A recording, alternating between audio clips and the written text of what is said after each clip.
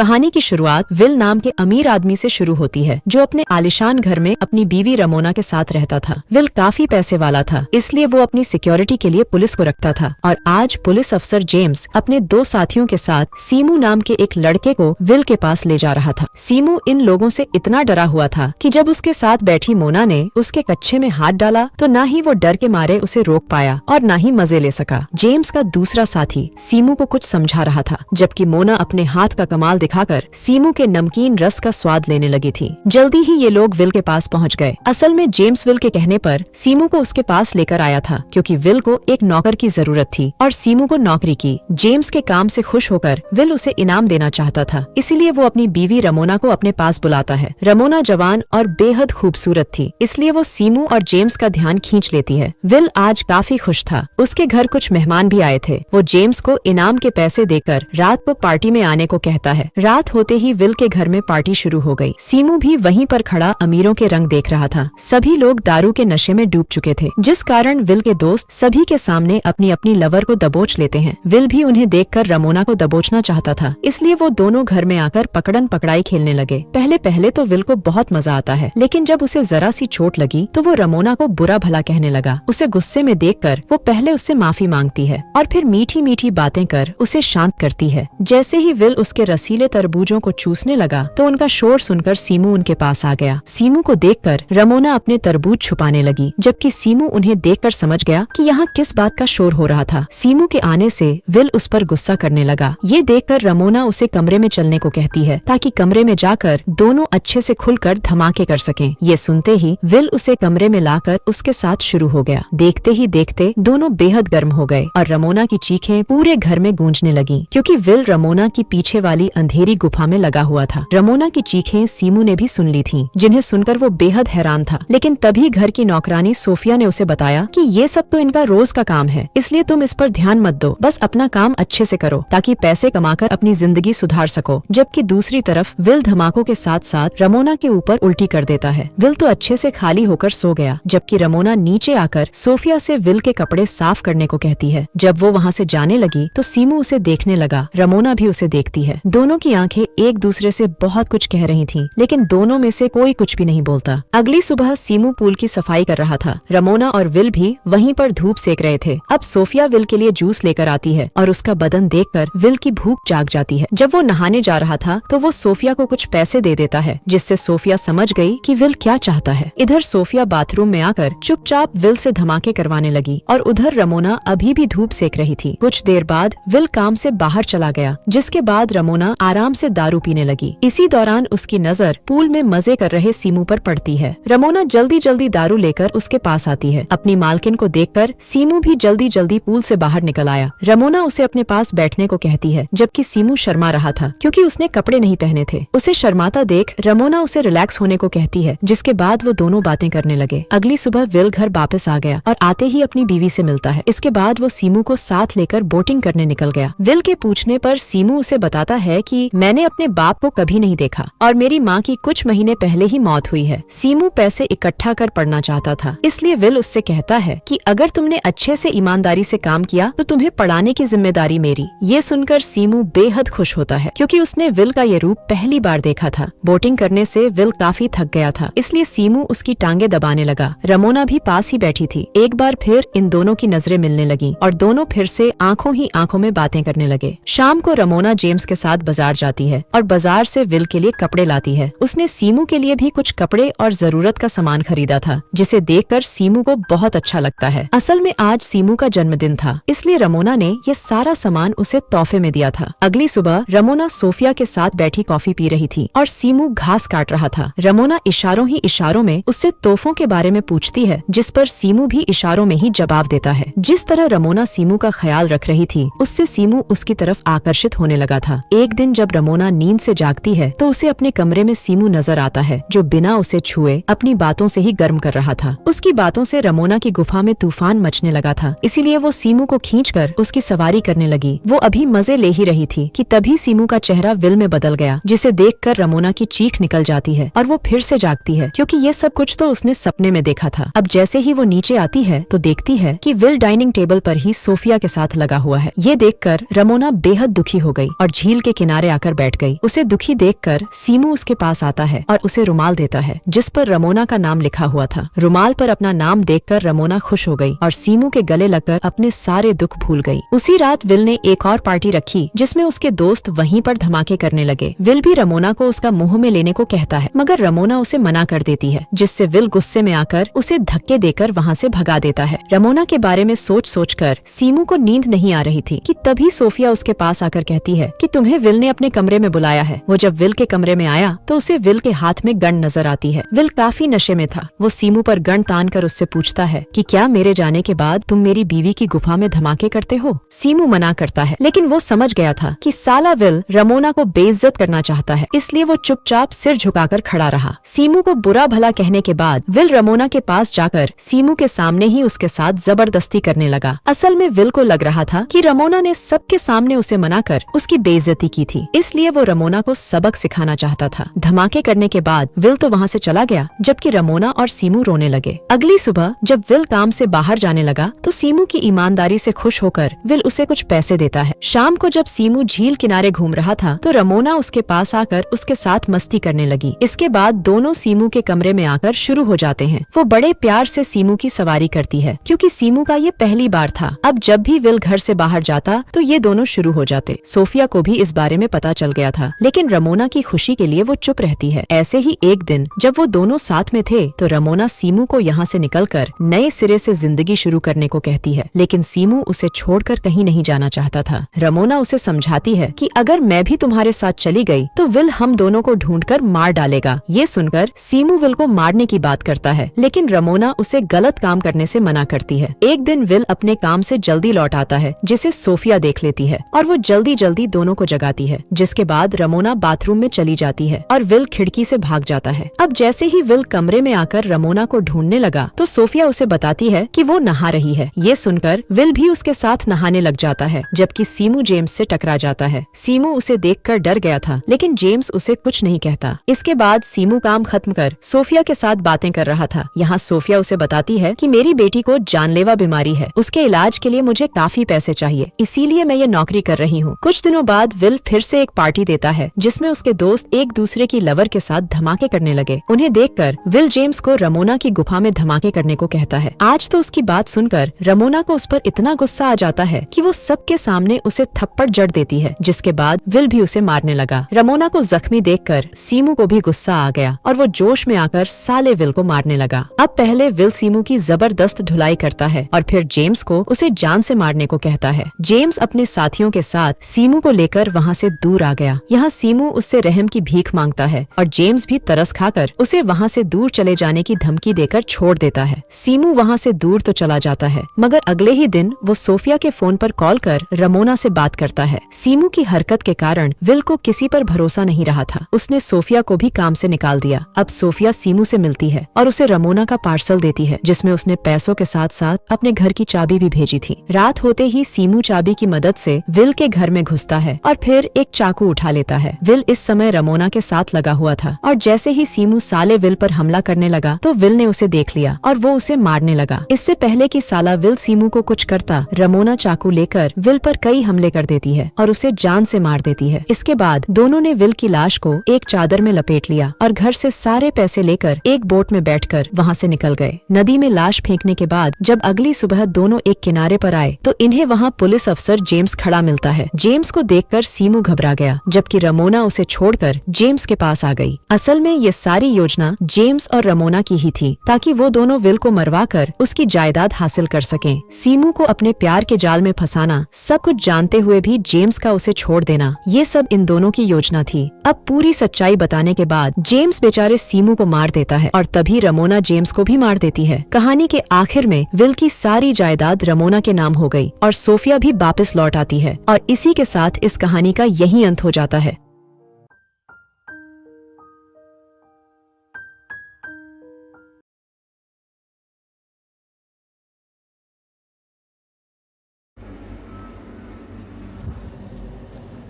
Hello what's up guys. तो आज मैं दिखाने वाला हूँ तुमको बुर्ज खलीफा का व्यू।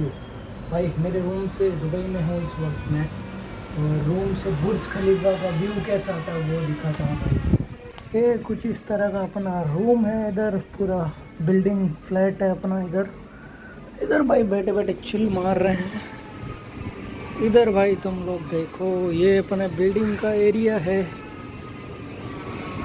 इधर देखो बुर्ज खलीफा का व्यू दिखाता हूँ तुमको। भाई कहाँ से दिखेगा वे?